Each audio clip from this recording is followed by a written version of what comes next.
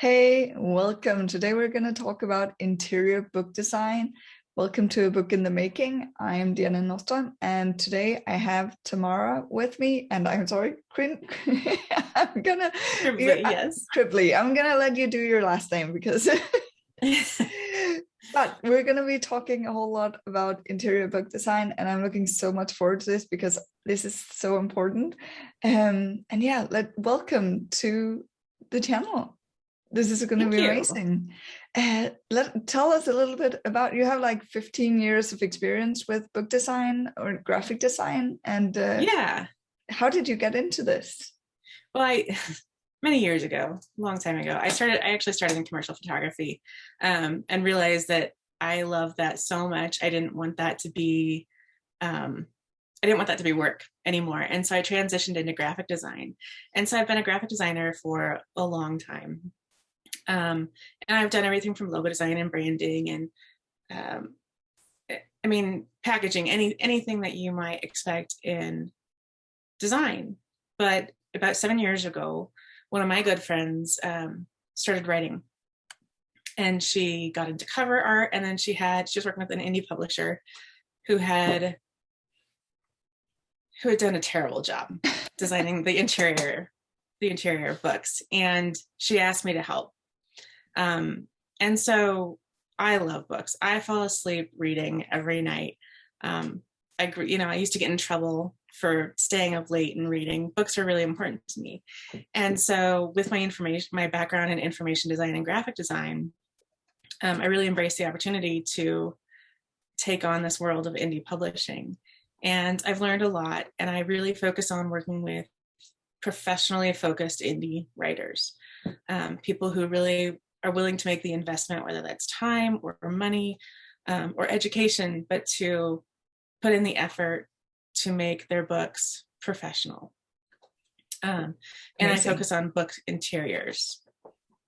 I think that's a really important point to have the part about being an author and publishing your book is not just that. It's not just doing the writing part. There's so many other things going into it, and you need to be serious about everything around the book for it to be maybe not for the content to be valuable, but to give the reader the very best experience, making it that way more valuable, if that makes sense. Yeah, absolutely. So I focus on readability. So there are other designers who are really focused on the aesthetics, and a beautiful book is a beautiful book. But I feel it's really important that your book is designed for the reader experience, so that readers have the best opportunity to consume your story or your content, whether that's fiction or nonfiction. Because that makes so much sense, but just like to take it back a little bit, what is interior book design? Can you give like a small description of? Yeah, that's a great question. Yeah, what does that entail? Yeah, so especially in the indie world, you'll find it referred to as a lot of different things. So it might be typesetting, it might be formatting, it might be layout and design. Those are all things that you'll kind of hear used interchangeably. So typesetting really deals with the text. Layout is going to be how everything appears on the page, whether that's your headers and your footers, if you have graphics. And formatting kind of encompasses all of that. I generally use the term formatting for my services. But it is everything between the covers of the book. It's the white pages or the cream pages, on the inside, and how those are presented for your reader. Okay, so is it also the illustrations and I don't know what it's called in English, to be honest. So I'm just going to show you. So maybe you can tell me where I have it. This here, where it says like, okay, so this is the author, this is the publisher, this is how many pages, stuff like that. What's that called? It's generally going to be your copyright page. Okay. Amazing. So is that something? Copyright notice. Yeah. Is that also what you set up for that to look amazing? Or yeah. Yep. Everything between the covers. So from your title page, your half title page, some people call it a bastard title page, all the way to, where you write the end or about the author, other books by. So everything that falls between the covers is my world. And that can encompass illustrations. It can encompass custom, just really unique styling. It doesn't have to be your normal chapter fiction book. Nonfiction certainly has a whole lot of different elements that we don't find in fiction. Oh yeah. I was just having a list of items in my book, and all of the things that can go wrong in setting up and designing a list is amazing. Yeah. I was like, okay, so this line was kind of diverted into 2 lines, and then it gets another dot and it's not supposed to, and like so many small errors can like, and it's really important to have an eye for that you don't Yeah, and what's interesting is that when you're working in a word processor, they're not designed for layout. You can take Microsoft Word or Google Docs or a number of other programs, and you can make it work for formatting. But you kind of have to know the back end. There's a whole lot of hidden things that you don't see. Forced line breaks, which we kind of inherently put in as we're typing something in, don't always work. And you have to consider print versus ebooks. And ebooks, like if you go to a library and get an ebook, it's going to be reflowable for the most part. You'll find that there are some fixed format ebooks that are like for graphic novels or children's picture books. But text design for ebooks is really important because it reflows based on your preferences or your device or your screen size. And so all of those things that you can kind of get away with in a word processor that maybe you don't really see have some back-end coding and some impact on how your text flows in an ebook. And something like lists, if you're manually putting in a bullet point and you're not using the bullet feature, won't display the same way that you expect it to. So this is one of the points. That's because the question I have as well here is, why is it important to have focus on the interior design and, like you're saying, the reading experience, but also that all of these things, small things that we don't usually think about, maybe because we're just typing away and it looks nice in Word or Google Docs or whatever we're typing in, but there's so much behind the scenes. Yeah, if you, in a lot of word processors, you can show the hidden characters. So you'll see all of the extra spaces in the paragraph returns, and it's not a natural way to write. It's very distracting when you're writing that way. But when I'm working on it, I want to see all of those because they're very strong clues for me. A lot of what I do in formatting is looking for patterns, and I want information to be consumable for readers. So especially in nonfiction, unnumbered lists versus numbered lists are really important. Subheads and using the consistent type of subheads. You might have a chapter title and then a top level subhead, and that might have 2 or 3 subheads below that, but you need to use them consistently. And when you're writing, when you're just typing it down in your manuscript, and even in editing, because you're looking at the content and not the structure, you don't always see those. So I don't actually read manuscripts when I get them, but I look for how the information is organized. And so based on those patterns, I'll go through and I'll style things so that they make sense to the reader, so that this level of information is the same throughout the book, even though when you're typing it, you might have styled them differently.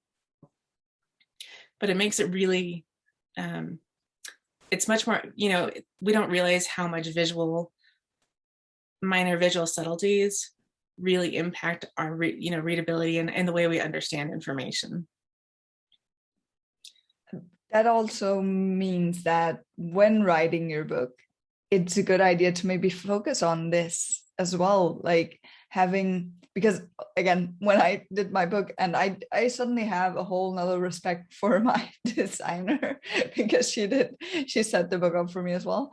And the whole thing about just subheadings, just like, okay, so which type of heading is this? And looking at it, I had an idea when I wrote it, I'm sure, but then going back, even then I was like, oh, I don't know, was this a subheading 2 or 3 or like, so it might be a good idea both for yourself but also for your interior graphic designer to mark it off in some way and be sure that you're just not just, and correct me if I'm wrong, this is just me thinking that for me, one of the things I do to make headlines or headings when I write is just to bold them out.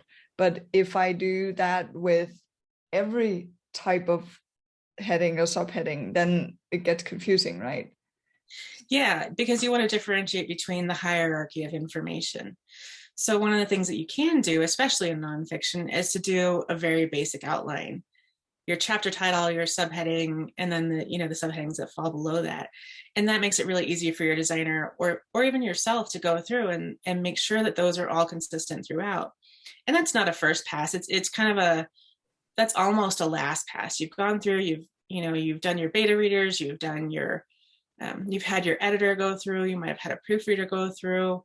It's a good one to give to your proofreader just so that they can double check that. But kind of that before you hand it off, make sure that information is in the right structure. Okay, so if we're looking at why is it important, like give us like the three most or the three best reasons as to why is it important to have great interior design in your book. Well, readability is obviously going to be the top level, but also being taken seriously.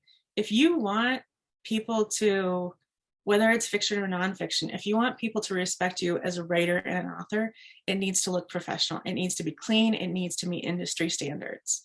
And in indie publishing, there's some flexibility, right? You can do something unique. You can go outside of those boxes, because traditional publishing is really focused on what's marketable, what's selling. Do you already have an audience? And indie publishing allows you to do more. But regardless of what you do or how you do it, you need people to take you seriously.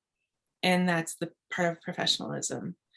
I guess that's two. So a third one would probably be, I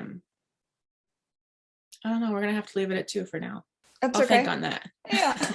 What I'm thinking here, so what are the main mistakes you're seeing people doing? So if you buy or borrow or whatever a book that's self-published and looking at what's kind of the main mistakes you see people doing in their interior design? Interestingly, it's basic things. Having really tight margins, in indie publishing, you're focused on the cost of what it costs, what it's going to cost to publish your book. And in print, you'll see that margins are an issue. So you want to get writers tend to want to get as many words on a page as possible. And so they do the minimum margin sizes. And that's actually harder on a reader. They're harder for their eyes to navigate the page because there's not enough white space to bounce between them. When you're saying margins, it's out here in the sides, yes. Right? And yep, it's going to be on the sides, top and bottom. Yeah. And having those really narrow margins is a big flag that you are self-published. Also having space between paragraphs. Online, we're used to seeing space between paragraphs. When you're reading blog posts or you're reading news articles, that's a very common thing.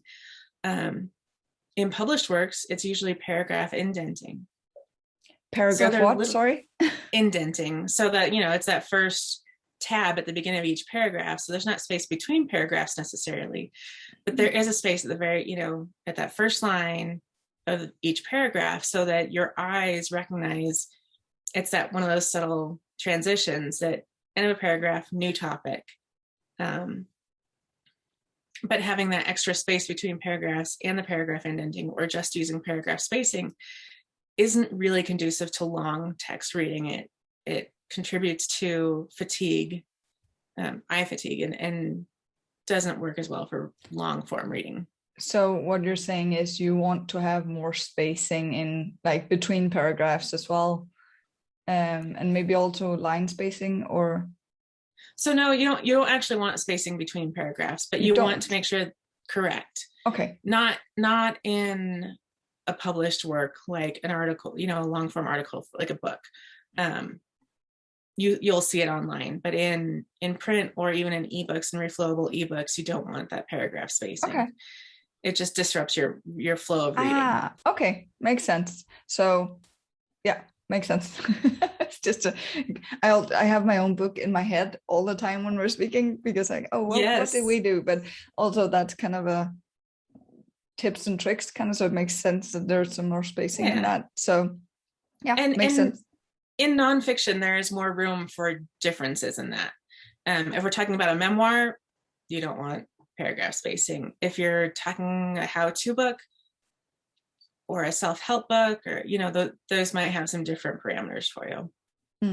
That totally makes sense. I had a question which I've now forgotten. Amazing. Fair enough. Going really well. Anything else to add that you think like is important regards to the interior design?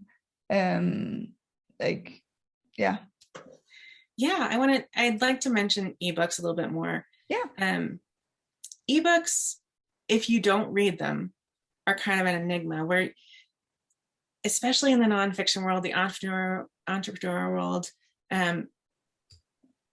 you get these highly designed PDF books, and they're beautiful, but they're not very readable on a device. And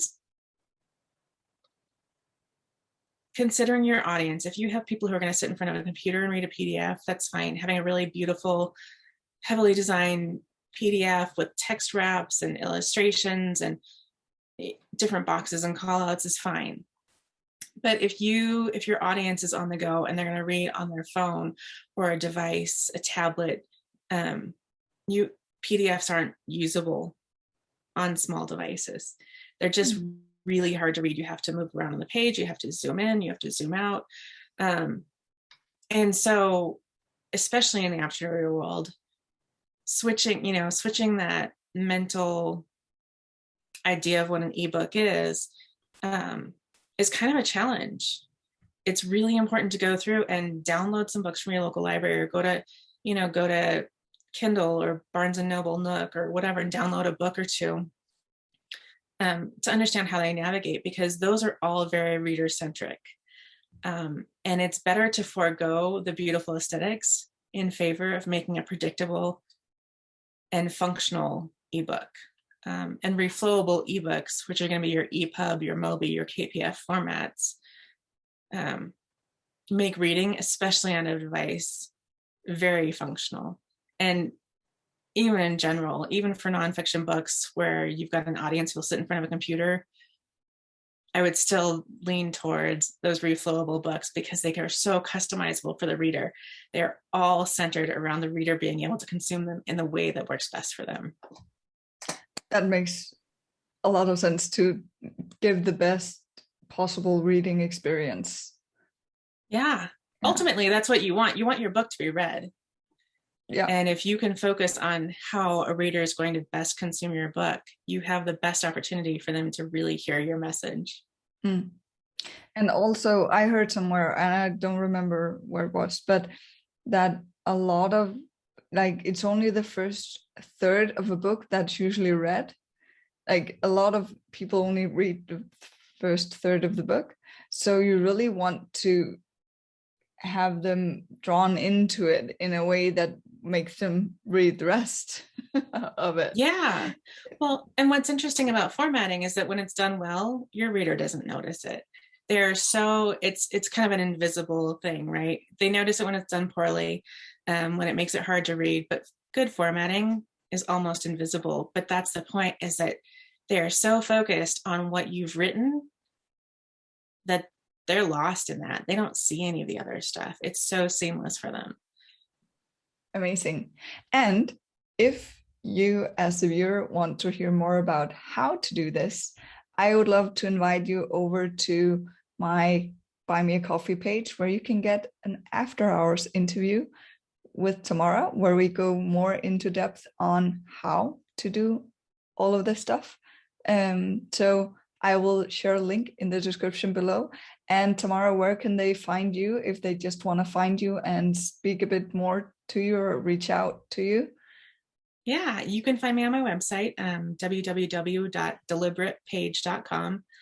And I'm on Facebook as well under the same name. Certainly, if you have questions, I love working with indie authors, so feel free to reach out. Amazing.